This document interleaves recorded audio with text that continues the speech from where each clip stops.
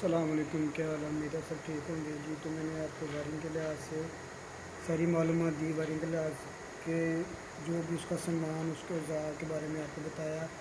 Wiring کس طرح سے کی جاتی ہے، اس کے کیا معاملات ہوتے ہیں، اس کے مقصد کیا ہے، اس کی عمر کتنی ہوتی ہے، اس کے لیے کون سے اوزار یوز ہوں گے، اس کے لیے کون سی تاریں، اس کے لیے کون سا سامان درکار ہوگا مارکیٹ میں، کس طرح کا سامان مل رہا ہے، کس لحاظ سے مل رہا ہے، کون سی وائرنگ جو بہت پرانی ہے، جو کون سی وائرنگ ہے جو آج کل نہیں چل رہی ہے، ہر طرح کی وائرنگ کے لحاظ سے میں نے آپ کو اس کے بارے میں بتایا ہے۔ اس کے بعد میں نے آپ کو اس کے سامان کے بارے میں، مارکیٹ میں کس طرح سے سامان، اس کی عمریں، اس کے اوزار، ٹولز، سب اس کے بارے میں، اس کے لیے کون سی کاریگر کی ضرورت ہوگی ہمیں، کون سا کاریگر اس کے لیے بہتر رہے گا، میں نے آپ کو اس کے بارے میں بھی معلومات دی۔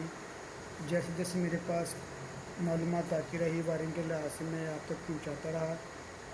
ابھی تک میں کافی وائرنگ کے بارے میں آپ کو بتا چکا ہوں۔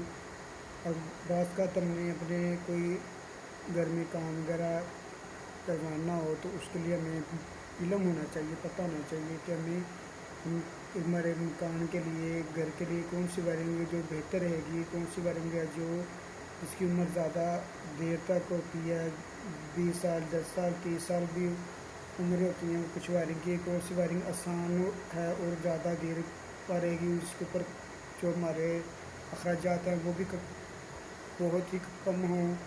اس کے بعد اس کے لیے مارکیٹ میں کس کس جگہ پہ سامان اویلیبل ہے، اس کے لیے کون سی کاریگر کی ضرورت ہوگی، کون سی جو وائرنگ ہے جو ہمارے گھر کی خوبصورتی نکالے گی، کارخانوں میں کون سی وائرنگ ہوتی ہے، اسپتالوں میں، بلڈنگوں میں، گھروں میں، دفاتر میں جو بھی وائرنگ ہوتی ہے، میں نے آپ کو ساری اس کے بارے میں معلومات دی، ڈیٹیل سے بتایا اور سمجھایا بھی۔ اب ہم آگے آج ریڈ کرتے ہیں اور آج میں آپ کو بتا رہا ہوں ارتھنگ کے بارے میں۔ ارتھنگ کس طرح سے کی جاتی ہے، ارتھنگ کا مقصد کیا ہے، اس کا استعمال کیا ہے، ارتھنگ چیز کیا ہے، آج اس کے بارے میں آپ کو بتاؤں گا، انشاءاللہ سمجھاؤں گا بھی۔ تو چلتے ہیں ارتھنگ کے لحاظ سے، ارتھنگ دیکھتے ہیں کہ ارتھنگ کے بارے میں وہ کیا کہتے ہیں، ارتھنگ کا معلومات دیتے ہیں۔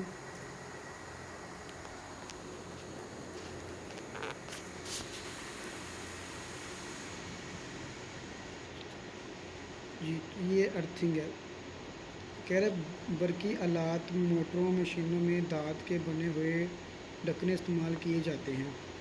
ان ڈھکنوں پر انسولیشن چڑھا کر محفوظ بنا دیا جاتا ہے،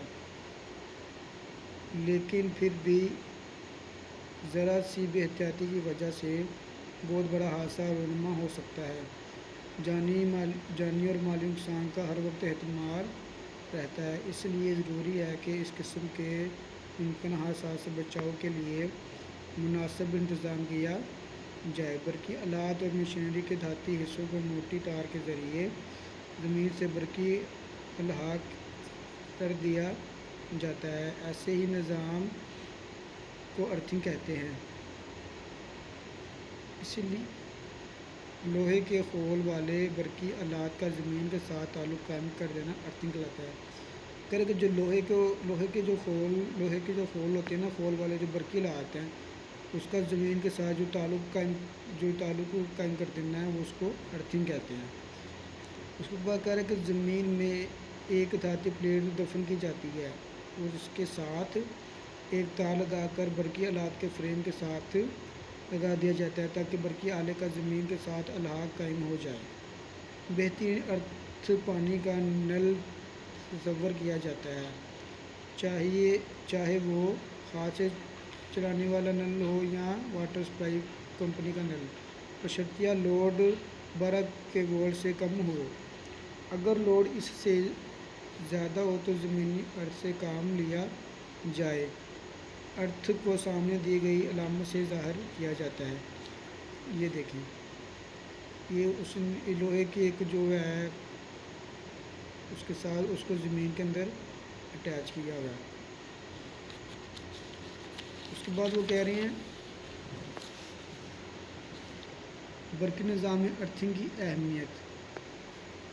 برقی آلات کے دھاتی حصوں پر انسولیشن چڑھا کر انہیں محفوظ بنا دیا جاتا ہے، لیکن اگر یہ انسولیشن خراب ہو جائے یا فیز برقی آلات کے فریم یا خول کے ساتھ چھوٹ جائے تو کرنٹ کی کچھ مقدار اپنے صحیح راستے سے ہٹ کر مشین کے دھاتی حصوں میں چلی جاتی ہے۔ اس کرنٹ کو لیکیج کرنٹ کہتے ہیں۔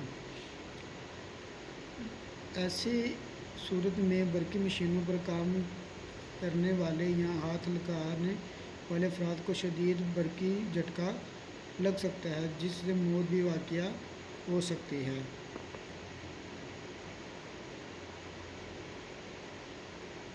اس کے بعد کہہ رہے ہیں کہ اگر برقی مشین کے دھاتی حصوں کا زمین سے الگ کر دیا جائے، اگر برقی مشین کے دھاتی حصوں کا زمین سے الگ کر دیا جائے تو کرنٹ دھاتی حصوں میں سے گزرتی ہوئی زمین میں چلی جائے گی اور انسانی جان کو برقی صدمہ نہیں ہوگا۔ یعنی ایسی صورت میں کرنٹ انسانی جسم کی بجائے زمین میں چلی جائے گی، کیونکہ زمین کی مزاحمت انسانی جسم کے مقابلے میں بہت کم ہوتی ہے اور کرنٹ ہمیشہ کم مزاحمت والے راستے سے گزرتی ہے۔ اس طرح انسانی جسم کو شدید جھٹکے سے محفوظ رکھا جا سکتا ہے۔ اچھا، جو کرنٹ ہے وہ کم جو مزاحمت والے نا جسم سے جیسے گزرتی ہے۔ مشین کے اس کے بعد کہہ رہا ہے کہ مشین کے دھاتی حصوں سے گزرنے والی کرنٹ ارتھنگ تار کے ذریعے زمین سے گزرتی ہوئی سب اسٹیشن کے ارتھ تار تک آ جائے گی اور پھر وہاں سے نیوٹرل تار میں پہنچ جائے گی۔ اس طرح ایک مکمل سرکٹ ہو جائے گا۔ اس کے بعد وہ کہہ رہے ہیں کہ فیز اور نیوٹرل تار کے آپس میں ملنے سے زبردست شارٹ سرکٹ ہوگا۔ فیز اور نیوٹرل تار کے آپس میں ملنے سے جو ہے وہ زبردست شارٹ سرکٹ ہوگا۔ کرنٹ زیادہ بہنے کی صورت میں فیوز پگھل جائے گا۔ اگر کرنٹ کی مقدار زیادہ ہو جائے، کرنٹ اگر زیادہ بہنا شروع ہو جائے تو صورت میں جو فیوز ہے وہ پگھل جائے گا، جس سے اعلیٰ سپلائی لائن سے علیحدہ ہو جائے گا اور جو سپلائی والی لائن ہے اس سے علیحدہ ہو جائے گی، جو اعلیٰ وہ سپلائی سے علیحدہ لائن سے ہو جائے گا۔ اس لیے لوہے کے خول والے برقی آلات کو ارتھ کرنا بہت لازمی ہے۔ وہ کہہ رہا ہے کہ اسی لیے جو لوہے کے خول والے برقی آلات ہیں نا اس کو ارتھ کرنا جو ہے وہ بہت ہی ضروری ہے۔ یہ دیکھیں اس نے ڈائیگرام میں دکھایا ہوا ہے، یہ فیز ہے، اوپر یہ فیوز لگا ہوا ہے 10 ایمپیئر کا، 230 وولٹ ارتھ وائر نیچے سے زمین کی natural supply sub station fault to form اور ارتھ وائر یہ ہے protection of shock in case of earthing کے ذریعے شاک کی مکمل حفاظت۔ یہ اس نے پوری ڈائیگرام دکھائی ہوئی ہے جو زمین کو ارتھنگ کے ساتھ جو آلہ لگا رہے ہیں، یہ ارتھنگ سسٹم دکھا رہے ہیں۔ یہ ارتھنگ سسٹم کی ایک ڈائیگرام اس نے بنا کر ہمیں دکھائی ہوئی ہے۔ یہ دیکھیے آپ،